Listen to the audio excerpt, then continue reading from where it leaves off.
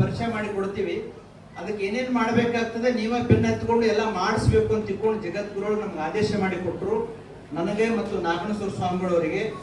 ಅವರ ಆದೇಶದ ಅನುಸಾರವಾಗಿ ನಾವು ತಿರುಪತಿಗೆ ಹೋಗಿ ಅಲ್ಲಿ ಗಣಪತಿ ಭಟ್ರು ತಿಳ್ಕೊಂಡು ಪ್ರೊಫೆಸರ್ ಇದ್ದಾರೆ, ಅವರನ್ನ ಸಂಪರ್ಕ ಮಾಡಿ ಅವರನ್ನ ಇಟ್ಕೊಂಡು ವೈಸ್ ಚಾನ್ಸಲರ್ ಭೇಟಿಯಾಗಿ ಒಂದು ಮೀಟಿಂಗ್ ಮಾಡಿಕೊಂಡು ಅದೆಲ್ಲ ರೂಪುರೇಷೆಯನ್ನು ತಯಾರಿ ಮಾಡಿಕೊಂಡು ಒಂದು ಅಂತಾರಾಷ್ಟ್ರೀಯ ಮಟ್ಟದ ಒಂದು ಸೆಮಿನಾರ್ ಅನ್ನು ಮಾಡಿದ್ದೀವಿ.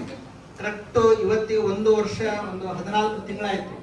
ಹೋದ ವರ್ಷದ ಏನು ಶಿವರಾತ್ರಿ ಇತ್ತಲ್ಲ, ಆ ಶಿವರಾತ್ರಿ ಆದಮೇಲೆ ಆ ಸೆಮಿನಾರ್ ಇಟ್ಕೊಂಡಿದ್ದೀವಿ. ಕುಂಭಮೇಳ ನಡೀತಲ್ಲ, ಕುಂಭಮೇಳ ಆದ 8 ದಿವಸಕ್ಕೆ ಸೆಮಿನಾರ್ ಇಟ್ಕೊಂಡಿದ್ದೀವಿ.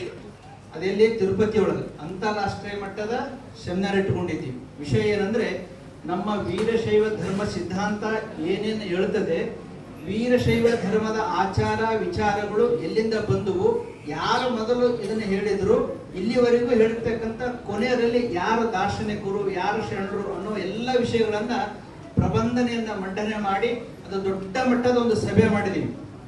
ಅದು ಕೇಂದ್ರ ಸರ್ಕಾರಕ್ಕೆ ಮುಟ್ಟಿಸಿ ಅಲ್ಲಿಂದ ಅನುಮತಿಯನ್ನು ಪಡೆದುಕೊಂಡು ಬಂದು ಎಷ್ಟು ದೊಡ್ಡ ಕೆಲಸ ಆಗಿದೆ ಅಂದ್ರೆ, ಇದೇ ವರ್ಷನೇ ಜೂನ್ ತಿಂಗಳದಿಂದನೇ ವೀರಶೈವ ದರ್ಶನ ಶಾಸ್ತ್ರಗಳ ಅಧ್ಯಯನ ಪೀಠ ತಿರುಪತಿಯಲ್ಲಿರ್ತಕ್ಕಂಥ ರಾಷ್ಟ್ರೀಯ ಸಂಸ್ಕೃತ ವಿಶ್ವವಿದ್ಯಾಲಯದಲ್ಲಿ ಪ್ರಾರಂಭವಾಗಿದೆ.